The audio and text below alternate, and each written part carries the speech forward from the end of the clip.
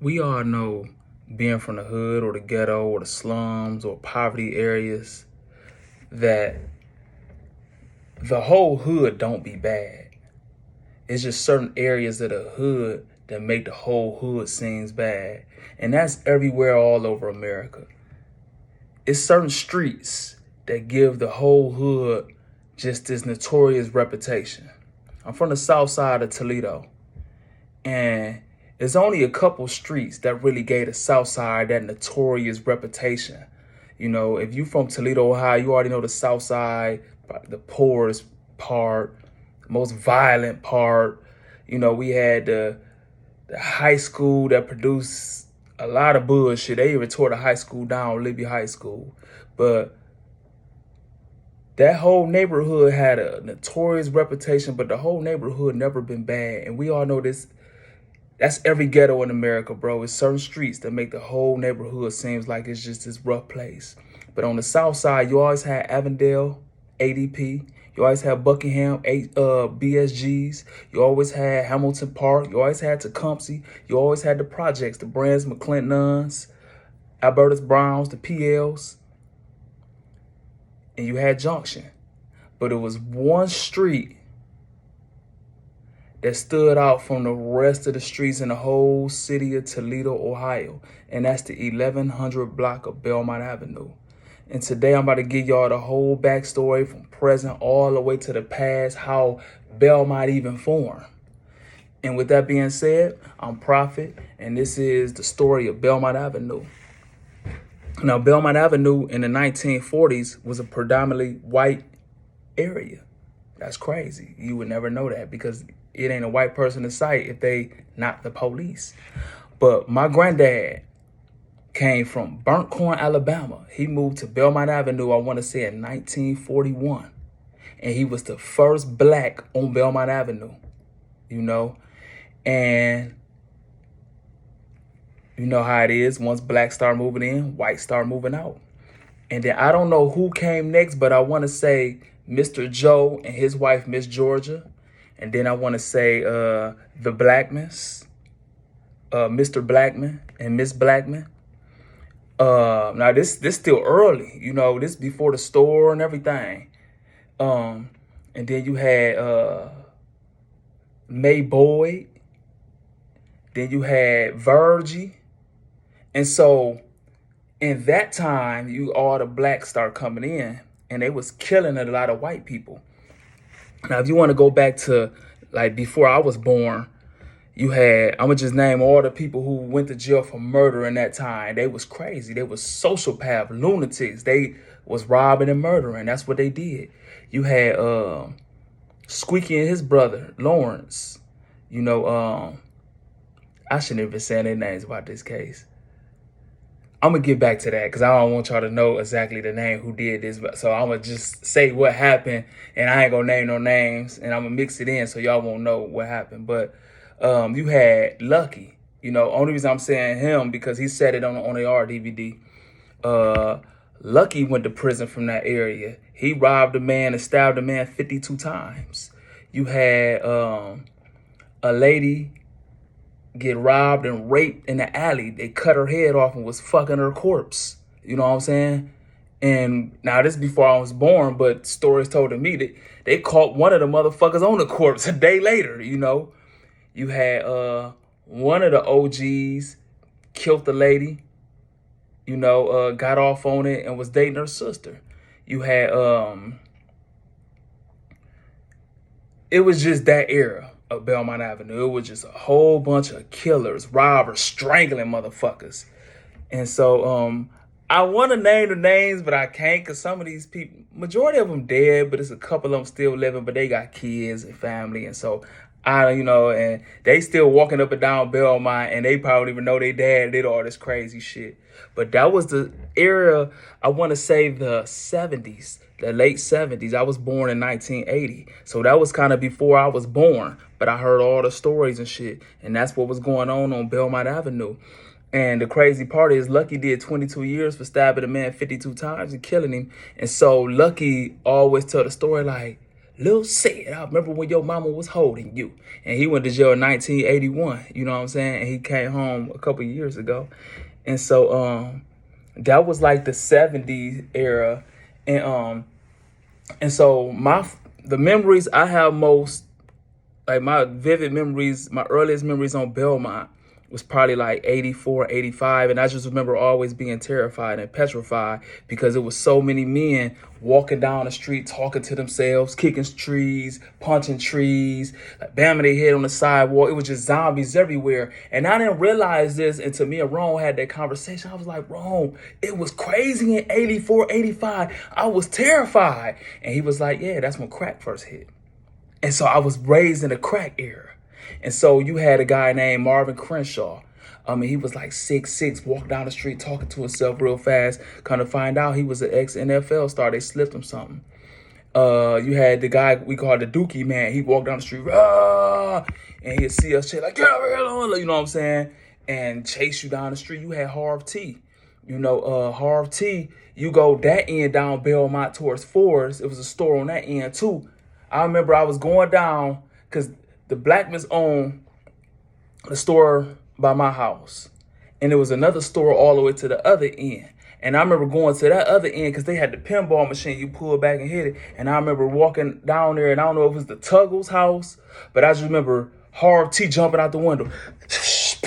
Asshole naked, eyes big buck, hair slicked back, big white lips, like, somebody chasing me. Ain't want nobody. And I'm 5. I'm ain't chasing me out. I was scared as fuck. I was terrified of Harv T because Harv T would do that shit a lot. Jump, they chasing me, running down the street naked. And, you know, and why I give Harv T the respect out of this world, because, man, that man cleaned himself up and got himself rich. You see Harv T today, Harv T balling.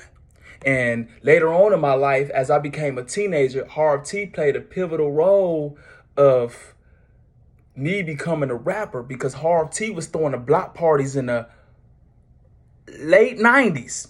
The 4th of July block parties, every holiday, Harv T would go spend $10,000 on fireworks, a DJ with the microphone. And that's where I started getting the mic rapping at the block parties. And I know y'all heard that story where Rick Rude said that he had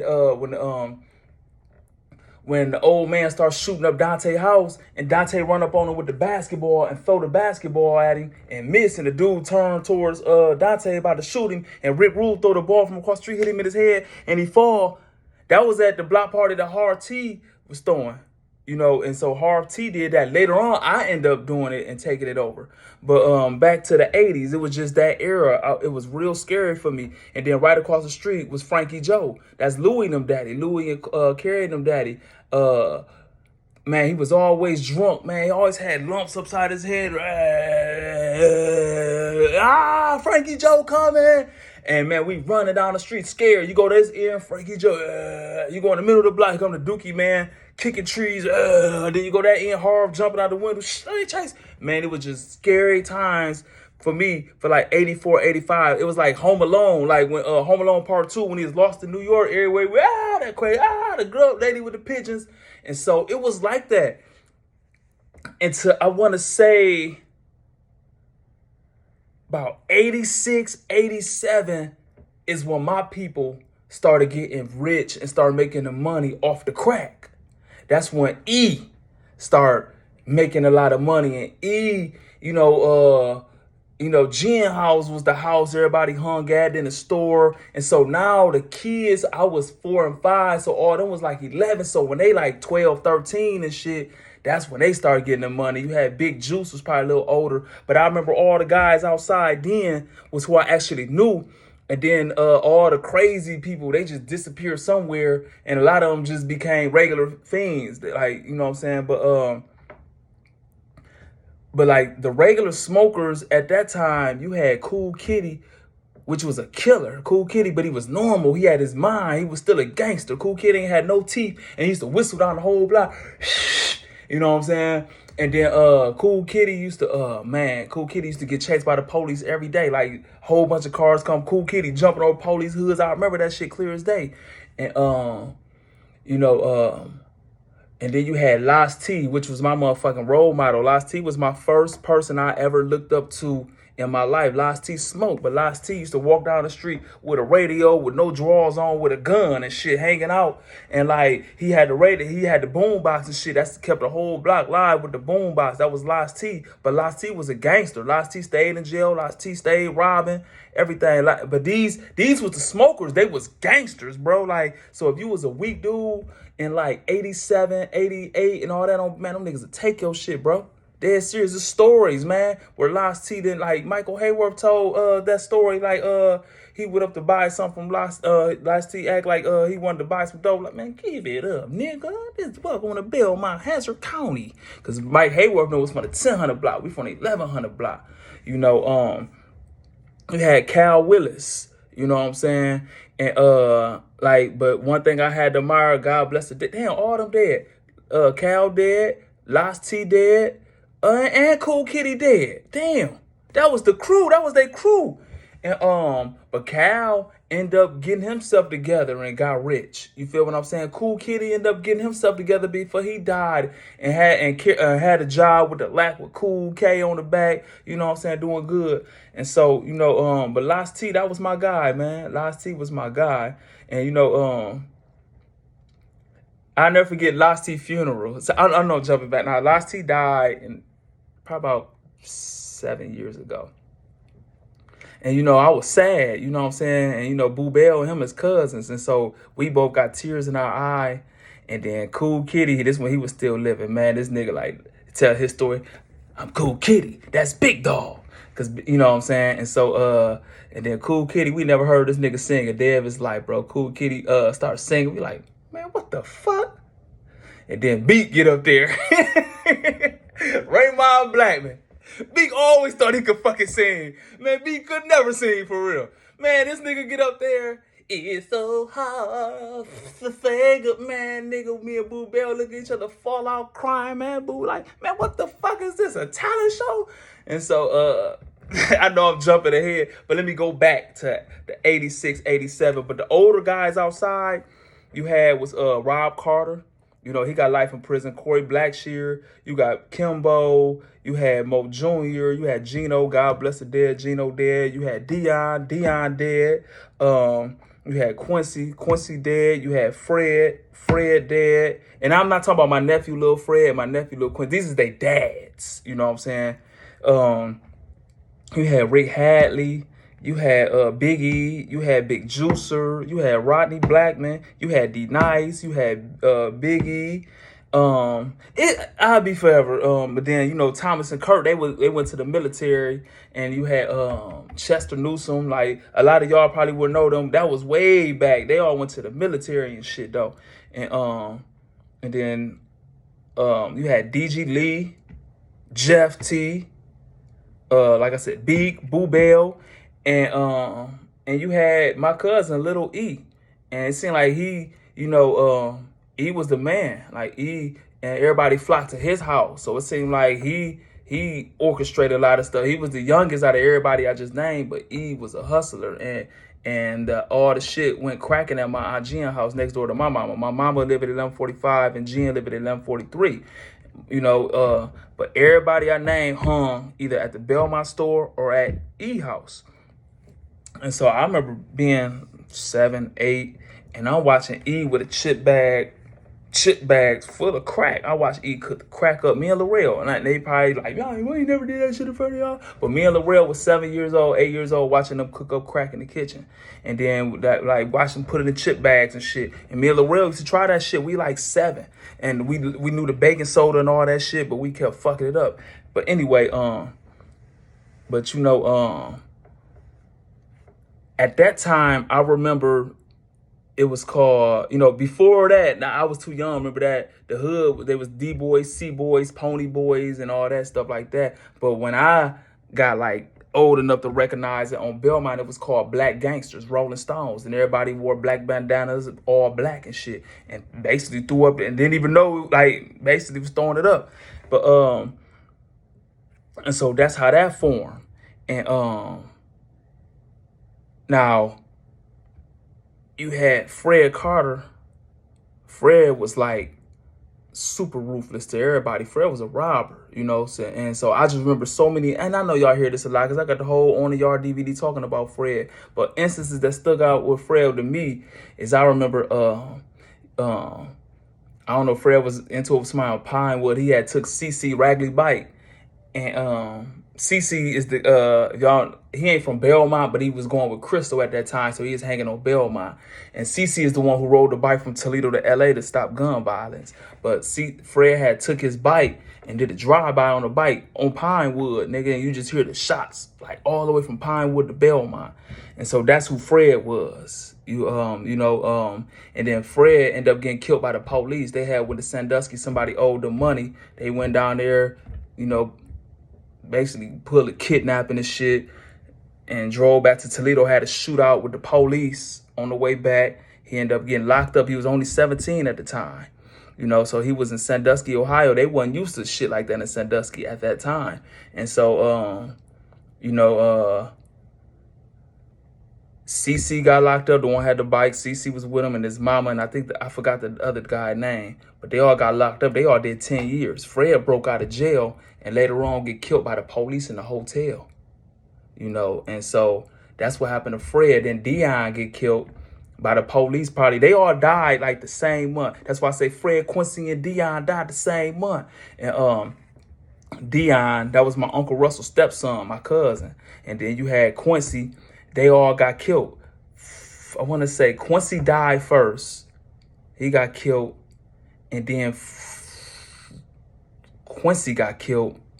And then Fred got killed. The police killed Dion too. Dion was a robber. Dion was our cousin. But Dion remind me of Rico on Paid in Full. That's who Dion was. I'm too pretty to wear a mask. You know what I'm saying? Dion always had a gun. I'll never forget when upstairs, when Dion got shot. I don't know who did it or what. It's playing with a gun. And that was like the first time I actually seen somebody get shot. I was probably about 8 or 9 and shit like that. And people. Anyway, Dion had got shot, but he had lived. He had went to jail after that. But somehow him and E and Fred and them end up being enemies. And I remember Dion. My memories of Dion when we was 8 and 9. He used to come down Belmont shooting. He used to shot up our house and stuff like that. And that's our cousin. And so I remember one time on Belmont. I didn't see this. Mocmoud was there, but Dion had put a gun on Fred. Fred take the gun, knock him out. And like just beat his ass. Like that's different. That was Mike Hayworth. Mike Hayworth put a gun on Fred. Fred knocked him out, take the gun, start shooting around his head. He caught Dion and broke his ribs and stuff like that. Had his face against the curb, all kind of shit. But that's how it got bad in them Belmont members. And so you had Corey Blackshear. Corey Blackshear went to jail. Corey did about 8 years. Now Kimbo, to me, was a sociopath when I was a kid. I hated Kimbo. Kimbo was a motherfucker. You step out, he always punch you in your chest and shit like that. But I remember the craziest thing I remember Kimbo did. This when they was at war with the Detroit boys. I remember now Detroit boys used to always come to Toledo to try to sell dope. They were successful somewhere, but Belmont Avenue wasn't having that. I ain't gonna tell the story what happened, because that got me in a lot of trouble, and that's what got me. I had to move to Atlanta because the homicide detective was on my ass about something someone said on the On the Yard DVD, and you know what I'm saying, a whole bunch of Detroit boys got killed. But I remember when the Detroit people had came on Belmont. I didn't know what happened. I just remember they had shot Las T up. That Las T is my role model, I said. And it was late. It was real late at night. I was in the bed, sleep with my mama, and all I heard was a Uzi. Then another gun. And I just remember the light. It was just like lightning, like lights and shit. Like it was like lightning. You just see lights and shit. And kind of find out Lassie had got shot. But I never knew what happened until the On the Yard DVD when Big E was like, Las had set him up to get robbed and shit. Then Las said the story that Fred robbed him. I don't know what happened. Las robbed him, Fred robbed him. They probably robbed him together. But the Detroit boys had came back and shot Las T up. And the Detroit dudes, they came and shot Big Juicer up, man. That's Rick Blackman. But let me get to but all the people out there, Mo Jr., you had Gino, God bless the dead, Gino dead. You had D Nice, that's Darnell Blackman. You had Elo. Elo got killed on Junction way back in the day. But Elo, I think he went kind of like on Buckingham, because when Dion and them started beefing with E and Fred and them, it seemed like a lot of them, because Big E was beefing with them too. I don't know. I was kind of young, but to me, I could be wrong. So correct me if y'all watching this. But it seemed like all of them kind of went more towards Buckingham. You know what I'm saying? Like Elo, Dion, Big E. I could be wrong. So Big E, check me when you see me. You know what I'm saying? DG Lee, Jeff T, Beak, and DG Lee. This is the crazy thing. Like, DG Lee is the first person gave me crack. I was 8 years old. I had some fake dope. And DG like, man, what the fuck is that? I told you, me and Laurel was trying to cook up dope. We had baking soda and rocked it up and shit. And so he said, somebody gonna fuck you up out of here. Nigga, you trying to sell some dope for us? I said, yeah. He said, if I give you something, you better not tell nobody. You better not tell E. You better not tell your mama, nobody. I'm like, yeah. And so for some reason, I could be too young, but I remember crack was $15. It wasn't even no dime piece. It was $15. And we was in Laurel house, and so he had to go outside. They'd be out there, he'd just send me to him, and he'd give me $1 or $2 off every piece I sold. But what broke my heart, everybody who I sold crack to was my friends' mamas. And like, these was my dirt cake friends. Like, we all dirt cakes on Belmont on the south side, but it's levels to dirt cakes in the hood. If y'all not from the hood, y'all don't know the difference. There's levels to dirty. You know what I'm saying? Some of your friends' house, you go over there, ain't got a TV, a refrigerator, nothing.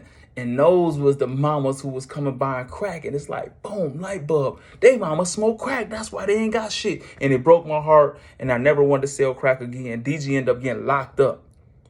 And the crazy part is, I used to hold DG money too, because the police used to shake people down. So I had a whole bunch of money from DG, and DG got arrested, and I ain't see DG for years. And anybody remember this who went to Pickett Elementary as Will, Little J, anybody, we was in the 3rd grade, it was 1988. I had a whole bunch of money, but it was that money that I was selling dope, getting DG, and it was some of DG money. And I showed Little J. Me, Little J, and Derek Smith. This before Lil J even came on Belmont. This how far me and Lil J went back. This is 1988 in the 3rd grade Miss Cole class. Me, Derek, and Lil J was like this. We used to sit together. Lil J, Derek, and me at the end, right? And we used to bully everybody to keep it all the way 100. And so I had to show Lil J. Man, Lil J counting the fucking money. And Miss Robinson like, give me the, and she counting for like, whose money is this? Lil J, point me out and shit. On there, ask Lil J. Y'all think I'm lying? Ask Lil J. He point, boop, that's his money. You know what I'm saying? And so she count the money. I forgot how much money was. She said, where you get this from? You know what I'm saying? They sent me home and everything. I got to keep the money. I can't remember. My mama ain't I don't remember my mama like that back then, for real. Like, I mean, not because my mama stayed at the racetrack and shit like that, man. My sister took care of me a lot at that time. Like, I mean, I was in the house with my mama, so I don't want to make her like she was a deadbeat. She was a great mom. She provided everything. But I just don't, I never got whoopings and shit. And so I don't remember what happened with the money. But anyway, DG ended up going to jail for a long, and then he came back. And I don't know what happened, but Rick Black and Big Juice and Kimbo, the one, let me go back to Kimbo for a minute. Kimbo was a big light-skinned motherfucker I hated as a kid, man. Kimbo the one, you like punch me in your chest and shit like that. Always fucking with you. Him and Corey Blackshear for some reason. And I love both of them. They the coolest, humblest guys in the world. You wouldn't even know they was just assholes and violent like this if you meet these niggas now. So humble and gentleman and shit. That's what a lot of jail do to niggas, though. And so Corey Blackshear, like, let me get a sip of that pop. And he'll drink your shit like, I got AIDS, I got the cootie. Ah, and I cry, motherfucker, hey. They used to love seeing me because I used to cry and go off swinging, throwing bottles. I'm a killer. And everybody, man, that little nigga said gonna be a killer because I had a mean street. I had a temper like a motherfucker when I was a kid. And Kimbo was just a bully.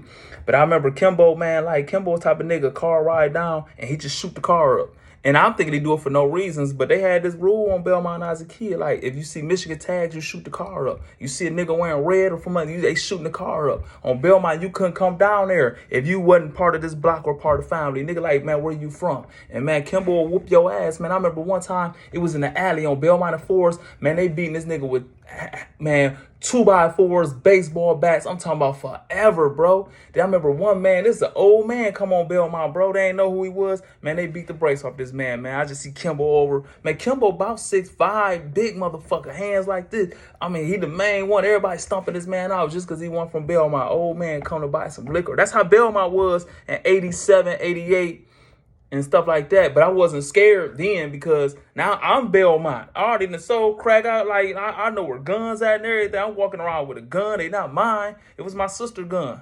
You know, I stole my sister's gun. That's crazy. My sister 5 years older, so she was 13 with a gun. Nigga, I stole her gun. Nigga, I got her gun every day, and so I already got a gun and crack. And so I wasn't scared of nothing. I'm already Belmont. I got pictures, 6, 7 years old, throwing it up. And so, like, I wasn't like I was Belmont. And so it wasn't nothing like that. But I did feel sorry for that old man, though, because even though I still had a good heart. And so now that era, I don't even want to say Rob Carter name because he did some horrendous shit recently that, like, you know what I'm saying? Like, just, he got life in prison now, but, like, that shit just, I would never get over that, bro. And, you know, and I'm real close with the family who he did the shit to. Like, it was just some ignorant shit. But Rob had went to jail. Rob was, like, on Toledo's Most Wanted, America's Most, I don't know. The police was always kicking in doors for Rob Carter. Rob Carter always had black gloves and was robbing everybody, but he had went to jail. Corey Blackshear had went to jail. Kimbo and Rick Blackman, they shot DG Lee up. DG is the one who gave me my first piece of crack. And I told y'all who Kimbo was and Rick Blackman, that's Juicer, that he got shot in the head by the Detroit boys and stuff like that. But, like, I remember Juicer, when I was a kid, Juicer used to come down the street in Suzuki sidekicks and shit like that. And so always wore Adidas. He always wore Adidas sweatsuits and outfits. Juicer always had, like, a lot of money and was always fresh. But I heard both sides. I asked them niggas flat out. I asked, now this years later, this is like 87, 88, 89. When I don't know what year. Could be 90, I don't know. But DG got shot by Kimbo and Juicer and they left him for dead. They ended up going to prison for like 8 to 10 years. And DG just disappeared and I never seen him again until I was grown. I asked DG what happened from his point of view, and I asked Juicer what happened from their point of view, and it was different point of views. One sounded more true than the other. I ain't gonna say which one, but it's just a bad situation that the two of the people I grew up with, like, can't be in the same vicinity, and I'm doing way too much talking about that shit. But I think Big E went to jail. Fred got killed, Quincy got killed, Dion got killed, Elo got killed, Jeff T went to jail, Boo Bell and Beaton went to jail for murder. So basically the whole block just disappeared. The whole block just disappeared. Like, I watched the whole generation, everybody, Last T went to jail. So I just watched everybody just disappear. And so Fred, Quincy, and Dion got killed in 1992, I want to say. And so I was 12. And that's when the block became ours. And it was a whole new era of the young motherfuckers. And that's when you had, like, me, Ice, that's Cube, Gene Blackman. You had Baby Dolphin. You had D Mays, Larrell, Momo, Jimmy. That's JD. Frankie. A lot of y'all probably don't remember Frankie. Frankie and Chris. Nigga, them is Belmont originals, boy. Johnny Jordan. Y'all could Google him. Man, Johnny Jordan killed his foster mama and all kind of crazy shit. Johnny Jordan got life. Stickman, Novacek, Kenny. This early, we the Belmont kids at this time. We the kids watching this shit. And so the block was left to us. You know what I'm saying? And Cube was the fucking man. Cube kind of, and then E. Okay, like, E was an older, like, E was our older color. E had went to jail. I think he did like a little time. He went like, got realized all these dudes is young. Fred got killed at 19. Dion got killed at 18. Quincy got killed at 17. So everybody's around that age. So when everybody started going to jail, they is kids. I know they sound grown hearing all this grown shit, but these was kids. And somehow I forgot to mention too was Rodney Blackman. Rodney ain't really hang at the house too much and shit like that. I remember Rodney used to always ride down the street in a blue, what the fuck was the name of that car? I want to say IROC with his foot out the window and shit, and always had a lot of money and shit. Like he was rich from the dope gang. He just came home. But then but we was the kids on the block, and it's like Dolphin was the new Dion. For real, he was the robber, pretty boy robber and shit. Then you had Ice became the new E. Like, E went to jail, came home, ran his money up, got rich, and E got the fuck out the way, man. E got bought mansions in Atlanta. E was a fucking millionaire, you know what I'm saying? And so we was the kids out. We was the original Belmont kids, them people I just named. And then you had Pook T and Black T came along. Those are my role model kids, Last T. You feel me? And so they all got wiped out. And so we was the kids on Belmont. And then that's when my cousin Ham. And so the people was getting the money. You had Ham, you had Jeff T, which was my mentor who just died recently. Harv T. Harv T then went to jail and came home and got his shit together. Harv T was one jumping out the window. Harv T the man now. And that's when JT came along.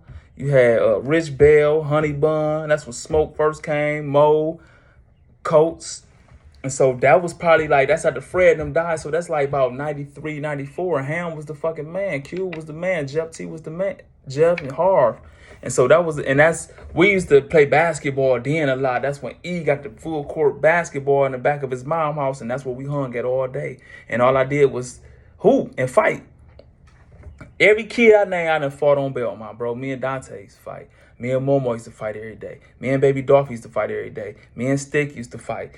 I don't think me and Stick fought that much. Me and Novacek stayed fighting. Me and Cube stayed fighting. Nobody fought like me and Dolphin used to always fight. Me and Louie fought all the time. Me and Lil Larrell fought all the time. Only one I probably didn't ever fight was Smoke. Smoke was younger. Smoke was little and shit. And then, you know, and so then Little J, my friend from the 3rd grade who got my money took, he came on Belmont. This probably about 93. You know what I'm saying? And him and Ice became best friends and shit. Then after that, his brothers came. You had Tim Dog, Trav. Y'all know why I can't say the other name. Y'all, everybody, if y'all know, y'all from the hood, y'all know. But then you had Little Jucon, Fat Cat, Freaky Fred, Tick, Young Gee, Tone, Dub, Mike, both Mikes. And so at that time, you know, I want to fast forward. This is the 90s. Gene is the fucking man. He riding around and flip paint, all that shit back then. And Harv T, the man, and he throwing block parties and shit. So that's when I started rapping and stuff like that. And so when Young E, now Cube, I told y'all, man, Cube was like one of my best friends, taught me how to swim and all that shit. God bless the dead, my nigga Iceman dead. But Ice was the man, man. Ice had hundreds of thousands of dollars at 13, 14 years old. Ice was a real dope boy, my nigga. Like getting drunk at 11 years old, nigga, throwing up and shit. And if y'all remember, Ice had patches in the back of his head. That come from me. I threw some jumping jacks in the air on the 4th of July. They all went the back of his head and shit, burnt his hair out and shit. And so, and it's crazy. Karma is a motherfucker. A week later, I throw some more jumping jacks in the air. They all hit my eye and burnt my motherfucking eyelashes out. And like part of my eyebrow, I forgot which eye, but still fucked up to this day. But Little J came and him and Q became like this. Me and Lil J wasn't as close. We still friends, but him and Q was like this. And I'm going to tell you, I remember when Fat Cat first hit the block. Fat Cat reminded me of the little nigga on Belly. This probably about 95. Fat Cat came on the block. Fat Cat used to ride his little motorcycle, had a chipped tooth and shit, man, hustling, man. 12, 13, selling dope off his motorcycle, selling weed and shit. And y'all remember Belly when Nas was in the projects with Lil Dude, and Lil Dude like, yeah, I had to smoke some out on the roof. You know what I'm saying? He told Nas, like, I like his style. And Nas gave him the jury. That's that little nigga that was Fat Cat when he was a kid. I don't know what the fuck happened to Cat now, but Cat, that was Fat Cat. That was my nigga. Fat Cat had the hands. Man, him and Lil Ju had reputations at 9 years old. They come from the projects. All you heard was Fat Cat and Lil Ju whooping ass. So, you know, Belmont is that street. If you a badass and on your block, you know, somehow you gonna find your way on Belmont. If you whoop a lot of ass or you kill a lot of people and you from your street, Belmont is the place for you, because a lot of times you might be too wild from the people you from. They might not be on your own, but you come on Belmont, it's 100 motherfuckers who ready for the bullshit just like you, and you gonna fit right in, and you ain't even gonna be the worst motherfucker. And everybody is just a competition who could be the worst. And so Fat Cat and Lil Ju, they came on the block whooping a lot of ass. And so Cube used to throw the parties and shit. We used to have the Belmont Army Fatigue parties. That's when I really started rapping and shit. I went from rapping on the block to rapping at the clubs and shit. Cube used to throw the parties and shit. And so, you know, Fat Cat Lil Ju whooped a lot of ass in the motherfuckers. Then we had Honey Bun. I forgot Honey Bun. Honey Bun had came along right after Fred and Quincy and all them had died, and it had a new era. A funny story about Honey Bun, man. I call Honey Bun the Belmont Wolverine, man. That nigga, like, is unkillable. And probably about 1997, you know what I'm saying? We still kids. Honey Bun probably about 17. Honey Bun still going to Libya, I want to say. They was about to do a drive-by on the other side of town. And I don't want to get into details because they get mad at each other about that shit. They still got him and Endo. You know what I'm saying? They still got a little resentment towards each other about this shit. So I don't want to get all the details, but Honey Bun ended up getting shot in his head. You know what I'm saying? A bullet still in his head, you know. And then, like, after that, Honey Bun gets shot in his ass. And then after that, Honey Bun get into a car accident, fly through the windshield. Honey Bun still got glass in his head. Then after that, Honey Bun gets shot in the leg. Then after that, Honey Bun gets stabbed in the chest and stomach. Not even healed up, gets stabbed in the chest and stomach again. Then Honey Bun get bit by a spider and was paralyzed on the right side of his body, walking around with a cane for a little bit. Then after that, the nigga had a motherfucker, man, like, then Honey Bun went through it. I remember his dad, man, God bless his dad died. But I remember Honey Bun, we called him Big Bun. Honey Bun dad, like, hey, man, Bun, you need to have your ass in somebody's church. Enough of this shit, you know what I'm saying? So that's Honey Bun, you know what I'm saying? And then Young Gee came and just gave Belmont a whole nother identity. Young Gee originally from Hamilton Park. You know, that's on the south side, but Young Gee was one of them motherfuckers, like, you know what I'm saying? He was a wild, wild motherfucker. And like, and you wild, somehow you find your way on Belmont. Young Gee, God bless the dead. Me and Young Gee was the closest out of everybody. Like, I was the closest to probably Freaky Fred. I don't know. I was probably closer to Freaky Fred and Young Gee out of everybody in our age bracket on Belmont all day. That's who I used to hang with the most. We used to be on block 5 in the morning and shit. They sell the crack, I got the weed. And so, Young Gee, boy, Young Gee was a real aggressive motherfucker, but he kind of stole his image from Pook T. You know, Pook T, boy, like, Pook T mixed it up because, like, his dad lost. He like, They all had that little, that's how they used to talk, like Fred and Wiz Kids, And all the niggas on Buckingham used to talk like that, Biggie and Fred and Dion, all that smooth shit. And so Lost T's do that shit too. But I don't know, Pook changed the whole lingo on Belmont. It went from like our OGs to Pook T, boy, you better be on that shit. And so Young Gee started doing that shit. And Lil Ju always denied that shit, but Lil Ju started, boy, like, they got that shit. All that aggressive ass, nigga, boy, like, so that come from Pook T. And Young Gee just took it to put steroids on that shit. Young Gee, I never seen nobody hit harder than him. That man hit harder than Mike Tyson, bro. I done seen Young Gee go into a pack of motherfuckers, boom, boom, boom, and run out the crowd before we can even run up and 5 motherfuckers laid out. What the fuck? Young Gee was that guy, man. You pull a gun on Young Gee, you better use it because he, boom. And that's what Young Gee. So at the time, Q throwing the parties, you know, Lil Jude and Fat Cat was the main ones jumping motherfuckers. Then you had Young Gee, boom, boom, destroying the whole motherfucking club, man. Young Gee was the hardest hit motherfucker in the world, man. And so I remember one time we just on the Belmont bullshit. We had the Belmont party. I done rapped and shit. And so some dude from Owl Hill was talking real crazy, got in the car and pulled off.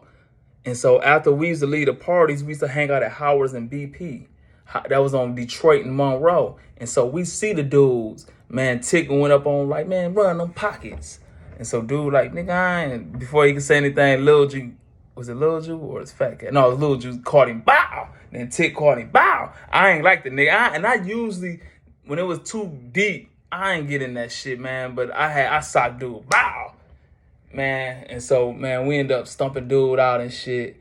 And so, now we just on the bullshit now. And so we on the bullshit. And so we on Cherry and Central. Smoke, T-Dub, and Paulie. Tone. I remember how Tone got his name. I don't care what nobody say. He ain't gonna admit this shit. I remember when Tone started calling himself Paulie. People think he got it from Goodfellas, but that's where the name came from. Tone used to live niggas' raps. Tone was the biggest rap fan in the world. So whatever rap it was, Tone would rap that shit and implement that to his life. Man, Tone thought he was Little Flip them and all that shit. Thought he was Jigga. And then when 50 Cent came, I'm like, Paulie, you Goodfellas. You can call me the Don. I never forget, nigga, that Tone used to rap that shit. And then nigga started calling himself Paulie. And that shit stuck, nigga, on everything. And so, it's me, Young E, and Freaky Fred. We rolling in my car and we see Smoke now. They fighting the Bloods, I want to say. Young E jump out, car moving. So I had to pull over real fast. Young E, boom, boom, knocked the whole fucking parking lot out. And so everybody stopped like, damn. And so the car who smoked them trying to get it, they done pulled off. They going down Central, full speed. Young E on their ass. Chasing the car, full speed, boy, Young E. Man, we get back in the car. Man, that was the most. He had a house on Islington, I want to say. It's me, Freaky Fred. Me and Freaky Fred, we quiet as fuck. Because Young E's do so much shit, though. We, like, couldn't believe it, was speechless. Like, what the fuck? And so me and Freaky Fred always was connected. Like, I knew Freaky Fred before he became. I knew Freaky Fred, like, one of the first people I met from. And when I got kicked out of Pickett and went to Stewart. You know what I'm saying? Then we went to, when I got banned from the whole district, I went to Robinson, which was a blood school, and me and Freak had to be like this. Everybody from the hood, nigga, like, cause nigga, it was probably about 8 of us and 1,000 bloods, and so we had to be real close, you know what I'm saying? And so, and then, so when Freak hit the Belmont, like, people didn't know him good. That was my guy, nigga. Me and Freak jump in the studio, nigga. That's why I started recording. That's the first person I ever made songs with was me and Freaky Fred, nigga. Looking at the world from my eyes, boy. For real, me and Freak, that was my dude. Still my guy. And so me and Freak, we in the car, silence, fuck. We drop, cause me and Freak going on Belmont, you know what I'm saying? And so we drop Young E off. Couldn't wait to talk about this nigga. Get this nigga out the car. Get this crazy ass nigga out the car. So we dropped this nigga off. Man, me and Freak bust out laughing. Freak like, man, I'm so glad that crazy ass nigga out the car. Freak said, boy, did you see what I just see? The nigga just chased the car. It was on the bumper. Chasing this motherfucking car. Going about 100 miles per hour, man. That was Young E, boy. And so, that was Young E, man. But you still had... We was connected with Junction, the 700 block of Junction, J block. We used to call it 7-Eleven. You know, we used to get the shirts made 7-Eleven, Junction and Belmont. We was the same. They was a little bit older than us, though. No, but Big Cliff was Fred them age and shit. So, but, you know, but he was basically the leader of Junction. To me, I know a lot of people, I ain't want no leader. I could hear Dog right now. Nigga, I ain't want no leader. But, you know, they acted, Dog really didn't act like them. But on Junction, you had Big Cliff, that's Suge, God bless the dead, Suge dead. You had Mert, damn, Mert dead, God bless the dead. You had Nelly Nail, God bless the dead, Nelly got killed. You got Dead, God damn, Dead. Just because I don't want to say dead too. Delano Flynn, he dead too. Damn, that's their whole crew. You got KC. Damn, KC dead too. You had a guy from Minnesota. We never even, his name was Soda. It came from Minnesota, was on J Block. He dead too. He got killed. And you had Piter. but basically we was connected. We was call ourselves 7-Eleven, even though we used to get into it. But they kind of, to me, they took Suge image or that. Like they all acted like Suge, and so we used to shoot dice. Like basically, like us used to team up. Like we used to shoot dice. Suge was older, like he used to beat us out of our money shooting dice and shit. And so I used to stay into it with who I stayed to arguing with, because they talk shit shooting dice to trick you out your money. You know, get you mad and shit. That's what Suge used to do. And so we like 18, Suge probably about 25. And so you had Chibo, Dead, nigga, they acting just like Suge. Man, quit acting like Suge. Man, get off Suge. They used to act just like Suge, talking shit, like saying gay ass shit, like sit on it and spit on it, bitch. That's how they used to talk though, like for real. And so, man, who you going to bitch? Yo, you get mad with his money, nigga. We shoot 50 a shot, nigga. So you like, nigga, like, and if you could fight if you want to, nigga, then they gonna snatch your whole mitt. You know what I'm saying? So you had to just take that shit. And they used to, I used to get mad. I'm steaming and shit. So I start losing and shit. And so but that was J Block. We was all connected, you know what I'm saying? And but me and C-Dog was like this, you know what I'm saying? And so, but they was J Block. And but that was our era, man. And then like that was our era of Belmont Avenue. And what's crazy, that's when I had started rapping and I had blew up and I started making a My Block video. All these people, all of my videos, My Block videos, the Block Life videos, I had took off. Now I started throwing the parties and shit like that. Got the videos. We and Young E had the Chevy and shit with the spinners and shit like that. We sell it. We up at UT selling CDs out the back of his trunk and all that. And you know, Lil J, man, Lil J used to make me mad, man, because Lil J never took rapping serious. Lil J was so dope, bro. You know, we used to get in the studio all the time, man. Lil J, and like, man, Lil J was like too critique. Like, man, don't put that out. Like, just too, not sure of himself, but like, man, that man was great, bro. And so then, like, anytime you trying to get Lil J to the studio, he say he on his way, he got a sale. Then you look up, and the nigga ain't came. I said, I ain't fucking with Lil J, that rap shit. But yeah, that was the era, man. Q was the man. Then Young E kind of became the man. Young E was on the block. And I remember Young E was like, I'm getting 100,000, I'm done. And so this nigga would have $10,000 in his pocket picking up pennies off the ground. He would always say, if you disrespect a penny, $1 disrespect you. That's what he always say. Anytime nigga made it, excuse me, you don't get a job done. And then I remember this, you don't buy fast food. Only broke niggas eat fast food. Now I go to the grocery store, the nigga want to spend $1, bro. And so, that was my guy. Young E died on his birthday. You know, like, man, Young E was my dude, man.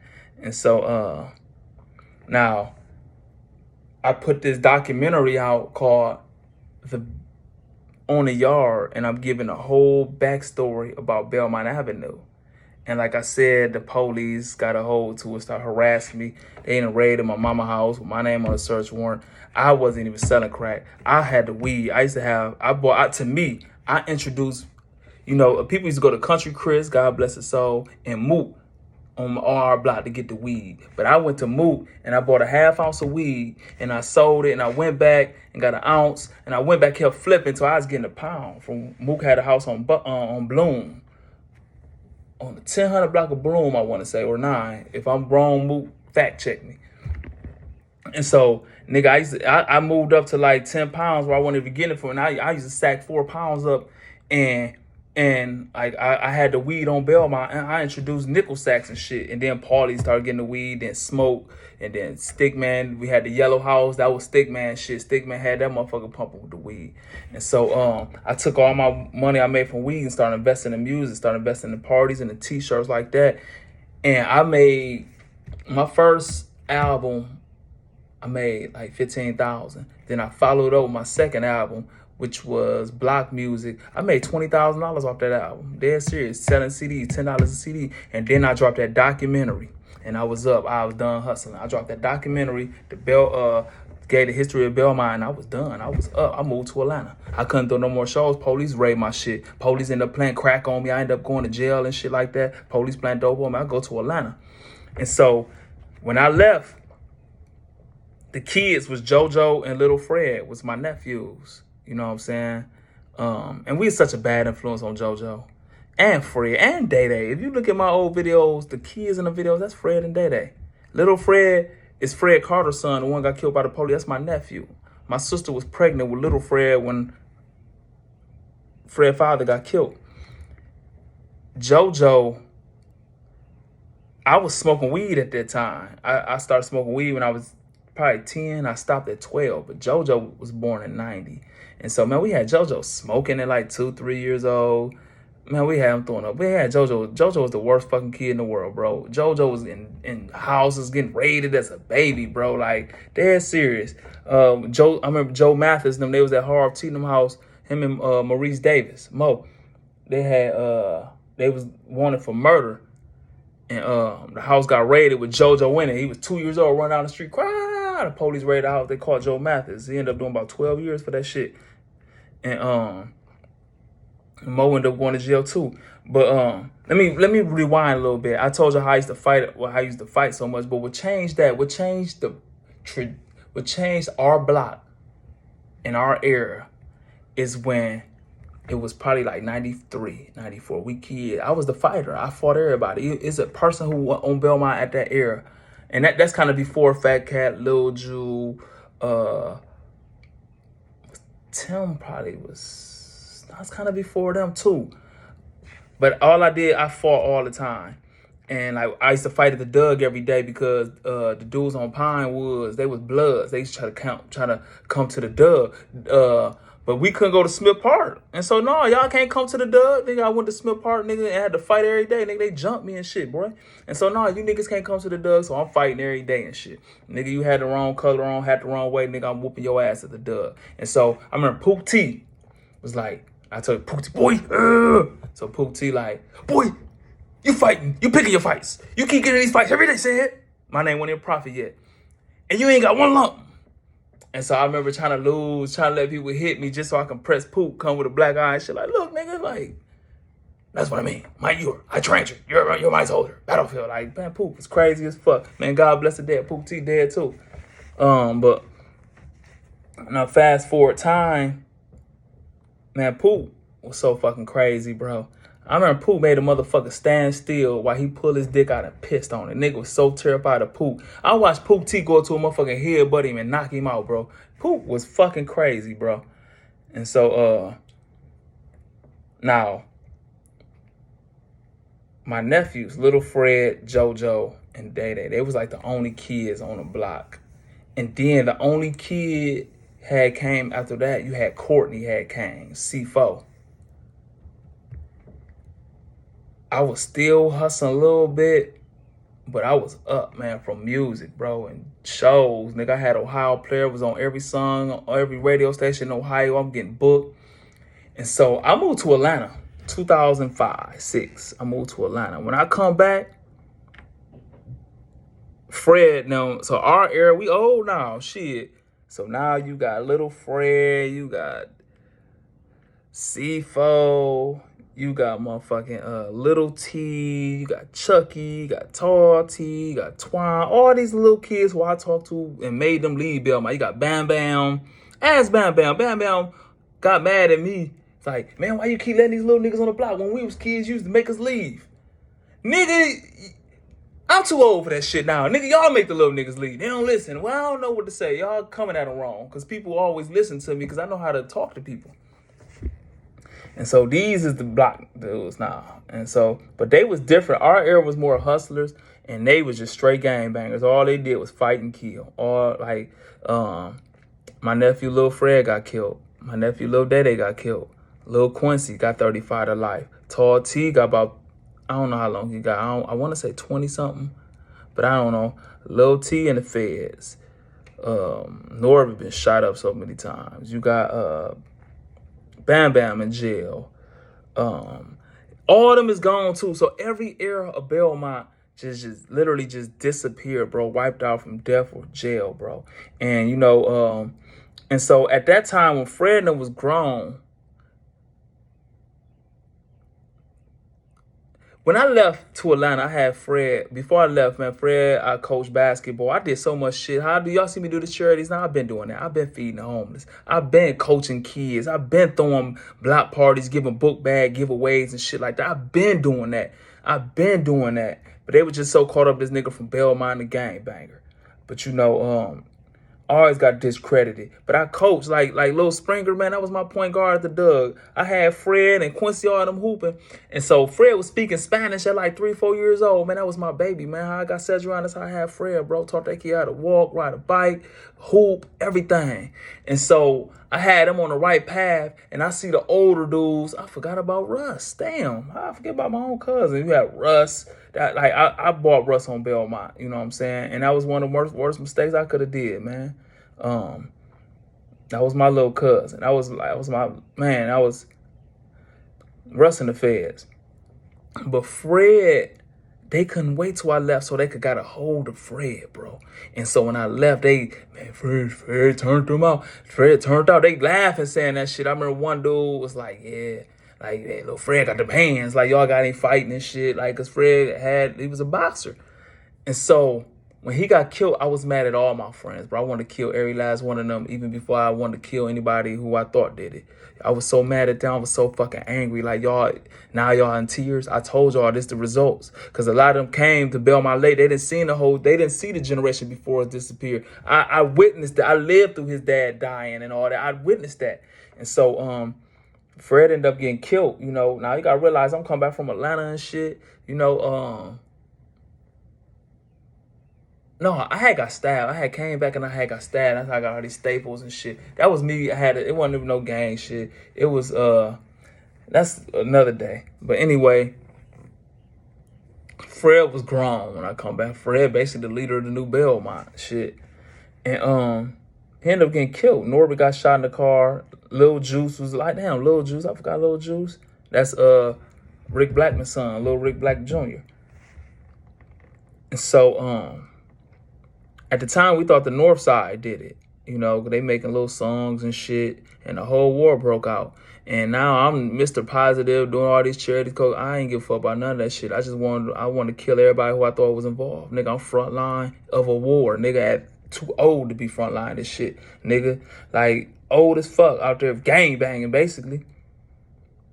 And so, but that changed me forever. Come to find out somebody from our neighborhood killed Fred, bro. And we thinking of somebody else, but they dead. I just watched the whole generation. And I get more into that a little later, but I ain't want to go over an hour. But that is the history of Belmont Avenue and the backstory.